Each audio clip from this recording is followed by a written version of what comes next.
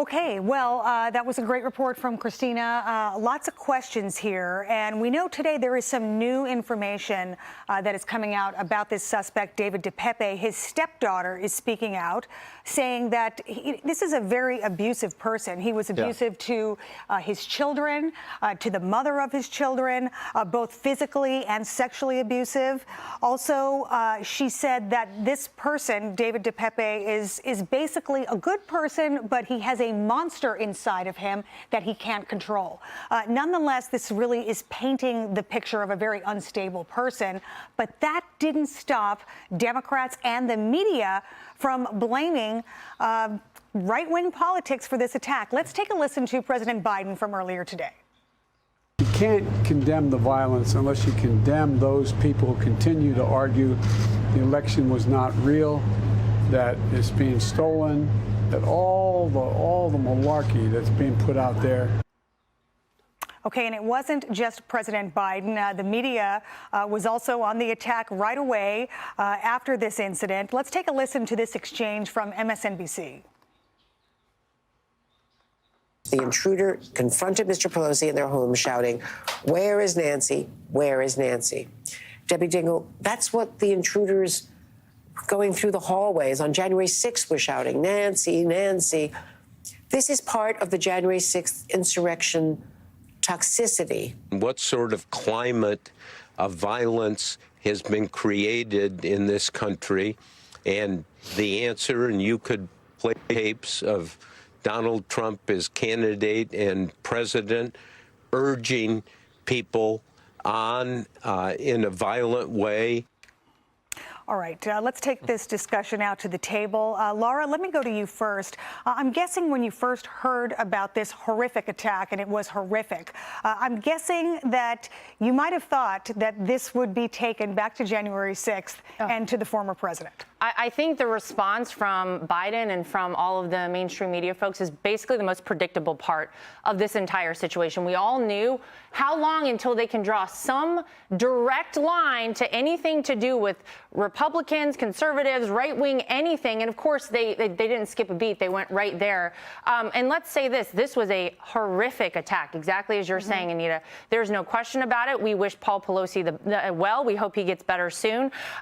But you know, no matter what, we don't have all of the information so far. And jumping to conclusions like this does absolutely nothing good for anyone. Let me read something that a Democrat, Maxine Waters, said. I'm sure everyone remembers this. Yeah. If you see anyone from that cabinet in a restaurant, at a department store, at a gasoline station, you get out and you create a crowd. You push back on them. You tell them that they're not welcome anymore, anywhere. I'm old enough to remember Joe Biden recently calling half the country semi-fascist, saying that we were a threat to democracy. So to all of a sudden jump to this conclusion, very predictable, totally unhelpful. We don't have all the information, but for Democrats to jump out there and try and suggest that somehow Republicans, Trump, January 6th, any of it is to blame, of course, ridiculous. You know, I want to ask David about the timeline here. We heard a little bit about the timeline in Christina's report. Police apparently responded within minutes, but there's a lot of questions around this timeline. What questions do you have? Well, the timeline of response, 3 minutes, not really that surprising.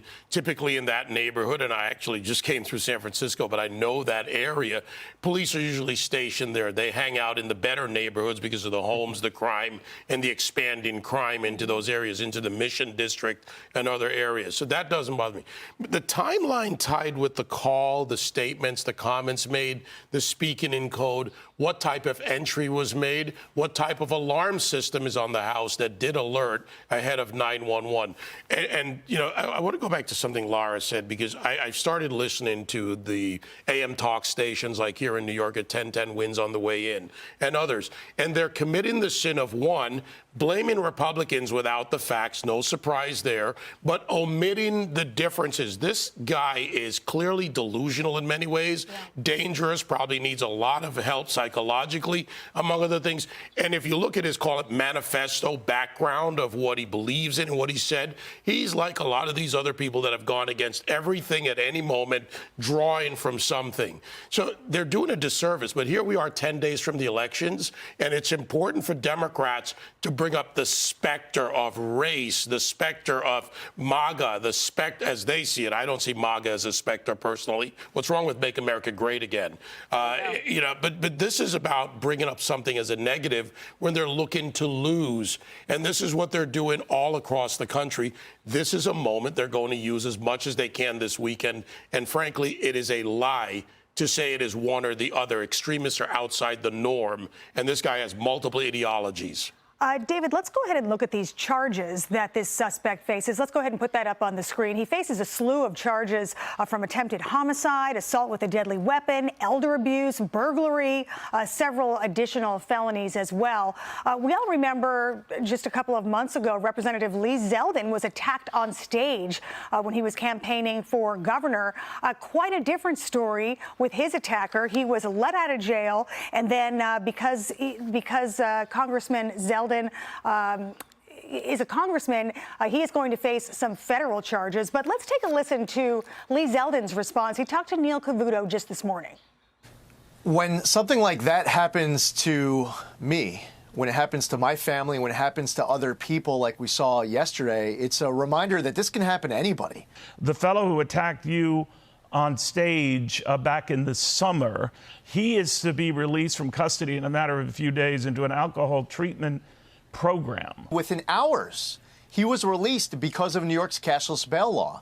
The feds then have to get involved a day and a half later and charge him because I'm a member of Congress. But if I wasn't a member of Congress, he would have never been detained at all. The feds wouldn't have been able to get involved with that charge. Joey, let me go to you. What do you think people think when they look at this? Do you think they see a difference in the way justice is doled out?